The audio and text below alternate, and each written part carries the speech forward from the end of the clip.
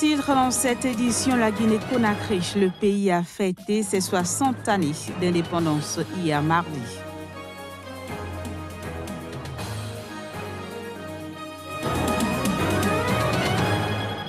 Adoption d'une loi sur les domestiques au Maroc. Elle vise à réglementer le travail des domestiques au sein du royaume.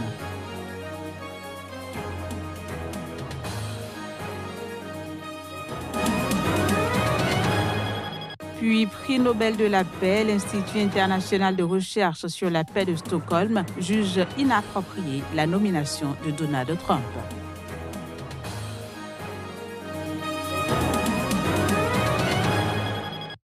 Voilà, c'était là le sommaire de cette édition. Merci de préférer Sika TV pour vous informer. Bienvenue à toutes et à tous. La Guinée a fêté ce mardi 2 octobre ses 60 ans de souveraineté. Premier pays d'Afrique subsaharienne à avoir obtenu son indépendance de la France, la Guinée a célébré l'événement dans un contexte de contestation politique et sociale. Voici les images.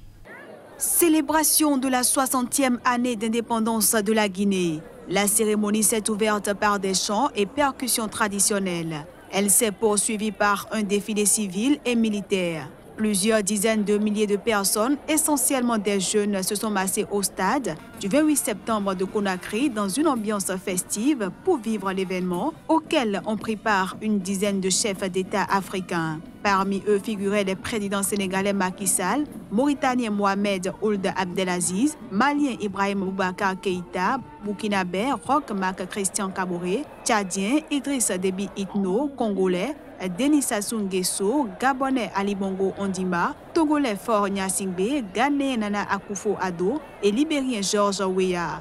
Aujourd'hui, les gens peuvent librement sortir et faire ce qu'ils veulent. En plus de ça, nous remarquons de cette indépendance de ces 60 ans, une jeunesse aussi qui a pris conscience de son niveau, de son état et qui compte vraiment faire changer les choses.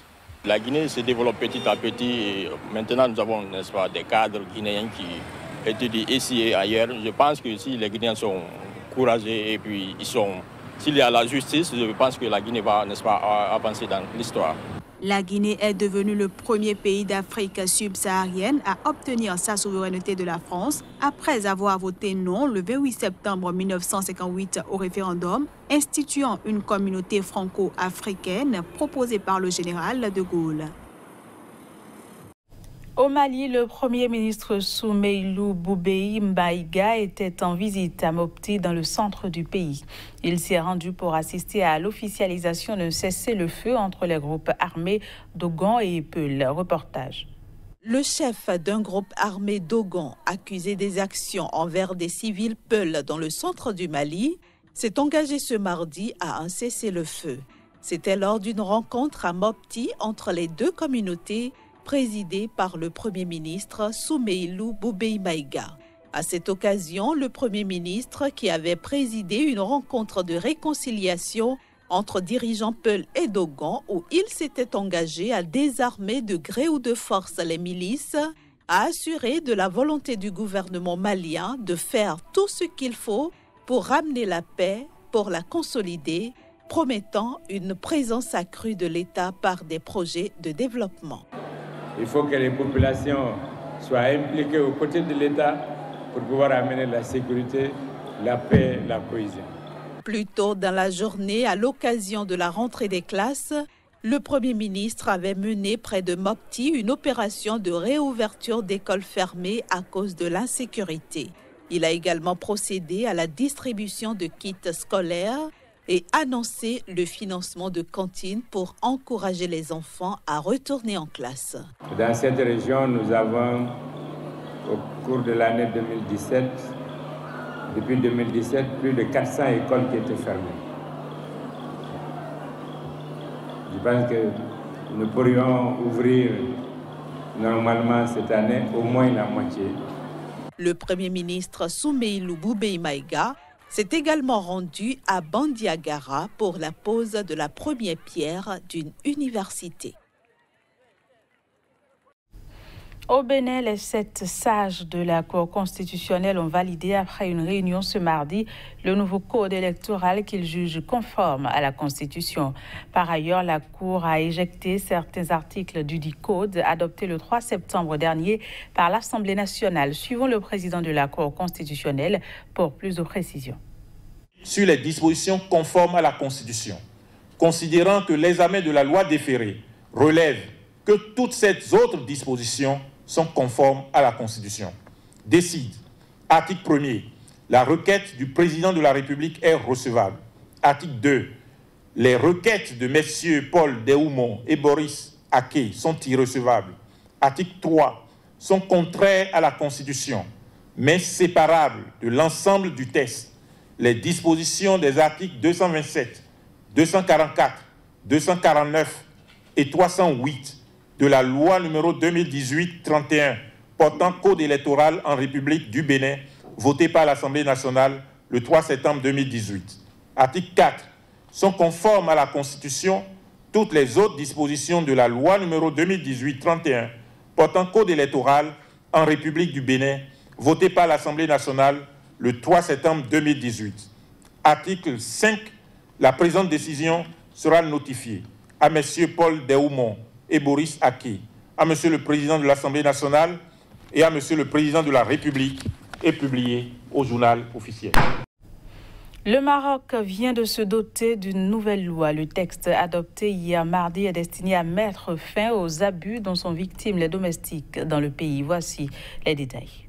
Les domestiques sont désormais protégés par les textes marocains. La loi en question est destinée à mettre définitivement terme aux abus dont elles sont victimes. Elle vise également à interdire à terme le travail des mineurs appelé petite bonne. La nouvelle loi est entrée en vigueur ce mardi. Son adoption intervient 2 années après son vote par le Parlement. Le texte qui réglemente pour la première fois le travail domestique dans le royaume chérifien impose un contrat de travail, un salaire minimum, un jour de repos hebdomadaire, des congés annuels et prévoit également des sanctions financières pour les employeurs en cas d'infraction. Fruit d'un travail de plusieurs années, la nouvelle loi fixe à 18 ans l'âge minimal des employés de maison. Une décision dont s'est indigné le collectif marocain pour l'éradication de l'exploitation des petites bonnes, estimant qu'il sera donc désormais permis d'exploiter les enfants de 16 à 17 ans dans le travail domestique jusqu'au 2 octobre 2023.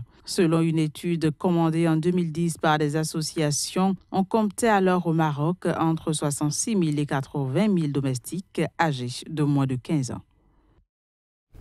Ce journal se poursuit. Inscrite sur la liste du patrimoine mondial en péril, l'antique cité de Sabratha dans l'ouest libyen porte les stigmates d'affrontements entre milices rivales.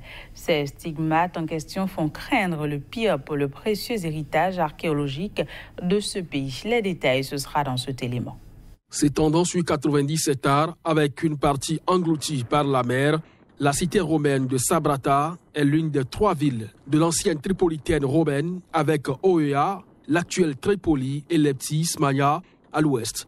Elle est aujourd'hui à l'abandon, entourée d'herbes et de plantes sauvages asséchées par le soleil et le sel du vent marin. Le majestueux amphithéâtre et ses colonnes de marbre rose sont défigurées par des impacts de balles et d'obus. Des douilles rouillées jonchent le sol près des ruines de ce qui fut l'un des joyaux de l'Empire romain. Plusieurs conflits armés ont éclaté dans l'ancienne ville de Sabratha, dont le premier en 2017. Certains sites archéologiques ont été touchés. En juillet 2016, l'UNESCO a déclaré en péril la cité antique de Sabratha et 4 autres sites libyens, justifiant sa décision par les dommages déjà survenus et les graves menaces qui pèsent sur ces sites. Un certain nombre de considérations a poussé l'UNESCO à inscrire des sites libyens sur la liste des sites en péril. La première de ces raisons est la mauvaise situation sécuritaire en Libye et le manque de préservation des sites. Depuis la chute en 2011 du régime de Muammar Kadhafi, la ville moderne de Sabratha, à environ 70 km à l'ouest de la capitale Tripoli, est devenu le principal point de départ de l'immigration clandestine, les passeurs et les milices profitant du vide sécuritaire dans la région pour faire régner le chaos en toute impunité. Et nous continuons cette page de l'information avec une note de la Tunisie. L'adolescente Ahed Tamimi, devenue une icône de la résistance palestinienne à l'occupation israélienne, a rencontré le président tunisien Béji Caïd Essebsi. À cette occasion, le président tunisien, lui, a exprimé son soutien pour la Palestine et la cause palestinienne. On écoute pour en savoir davantage sur le sujet.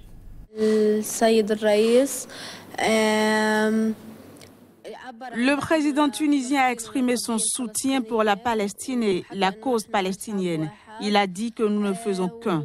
Mon message pour les Tunisiens, c'est que nous continuerons et nous savons que vous aimez la Palestine et que le sang tunisien est mélangé avec le sang de la Palestine.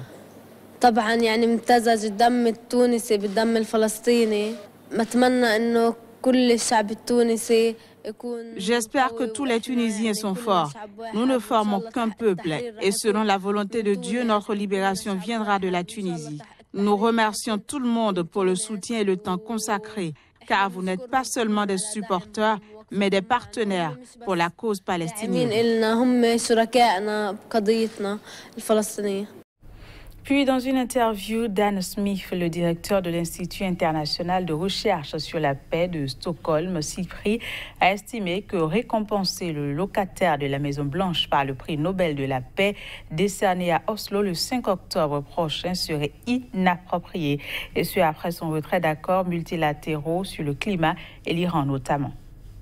Cette année, pas moins de 331 individus et organisations ont été proposés pour le prix Nobel de la paix, attribué vendredi prochain à Oslo. Parmi eux figure le président américain Donald Trump. Mais lui décerner un tel prix serait inapproprié, selon Dan Smith du CIPRI, qui pointe ces décisions très négatives pour la paix, de retirer les États-Unis des accords internationaux sur le climat et sur le nucléaire iranien. Il faut être juste au sujet du processus intercoréen et de la percée diplomatique qui a été faite là-bas. Cela n'aurait pas pu se faire sans le soutien de Donald Trump. Et si l'on pense que c'est une bonne chose, alors il faut reconnaître son rôle dans tout cela.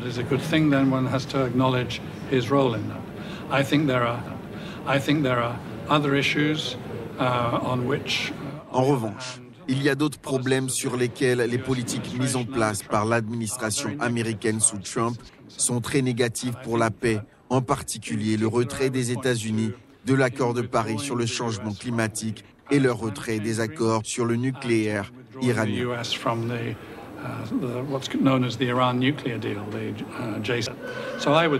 Le Nobel de la paix pour le président est inapproprié. Parmi les nobelisables sont aussi cités le Haut Commissariat aux réfugiés, le blogueur saoudien Raif Badawi, des associations de défense des médias comme Reporters sans frontières et des défenseurs des droits de l'homme en Russie comme l'ONG Mémorial et le journal Novaya Gazeta. Voilà, ainsi prend fin cette édition. Merci de l'avoir suivi. Au revoir et à très bientôt.